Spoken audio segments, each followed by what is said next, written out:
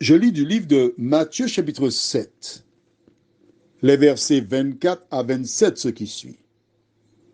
C'est pourquoi quiconque entend ces paroles que je dis et les met en pratique sera semblable à un homme prudent qui a bâti sa maison sur le roc. La pluie est tombée. Les torrents sont venus. Les vents ont soufflé et se sont jetés contre cette maison. Elle n'est point tombée parce qu'elle était fondée sur le roc. Mais quiconque entend ces paroles que je dis et ne les met pas en pratique sera semblable à un homme insensé qui a bâti sa maison sur le sable. La pluie est tombée, les torrents sont venus, les vents ont soufflé et ont battu cette maison. Elle est tombée et sa ruine a été grande. Prions. Notre Seigneur et notre Dieu, nous voici parvenus à la fin de ce mois de novembre, à la fin de cette série. Alors que nous allons lire la parole, nous te remercions, Seigneur, de continuer de nous diriger dans toute la vérité. Merci de nous conduire pas à pas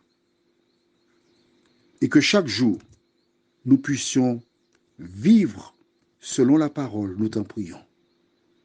Au nom de Jésus et pour ta gloire éternelle. Amen. Note, il n'existe que deux types de personnes. Un homme prudent et un insensé. Quelle est la différence entre les deux? L'homme prudent, il a bâti sa maison sur le roc. Que représente le roc? Alors, dis-moi, tu vas dans Jean 1, verset 1. Au commencement était la parole, et la parole était avec Dieu, et la parole était Dieu. Donc la parole, c'est Jésus. D'accord? C'est pourquoi ils disent,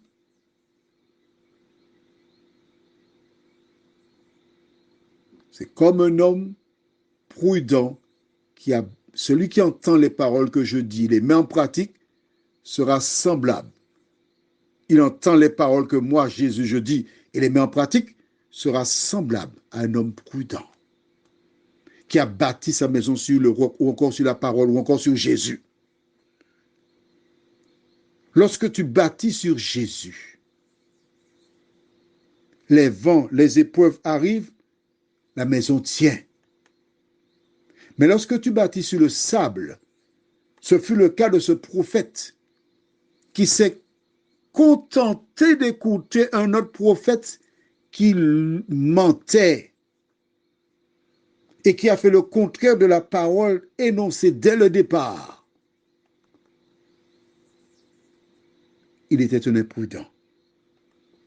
Il était un insensé qui n'a pas bâti sur Jésus.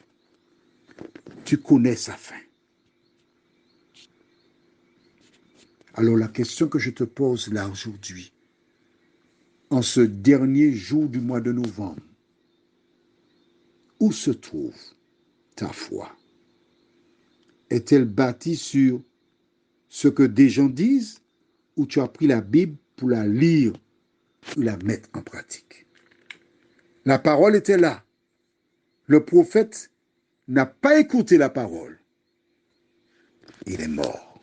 Au retour de Jésus, toutes celles et ceux qui se font prendre par les faux prophètes qui ont tourmenté le monde connaîtront le même sort que cet homme. Qu'en sera-t-il de toi?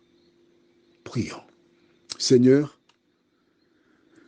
pour arriver à cette conclusion, tu m'as inspiré pour démontrer à tes enfants comment ils sont en danger à cause des faux prophètes qui viennent au nom de Jésus séduire et détruire des individus. Merci de nous éclairer jour après jour. Merci de mettre en nous ce désir de lire, d'étudier la parole. Aide-nous à ne pas ajouter ni retrancher. Fais-nous du bien tout au long de cette journée, Seigneur, parce que nous avons placé notre espérance en toi et en toi seul. Nous t'avons prié au nom de Jésus pour ta gloire éternelle. Amen. Je te souhaite une bonne journée sous le regard de Dieu.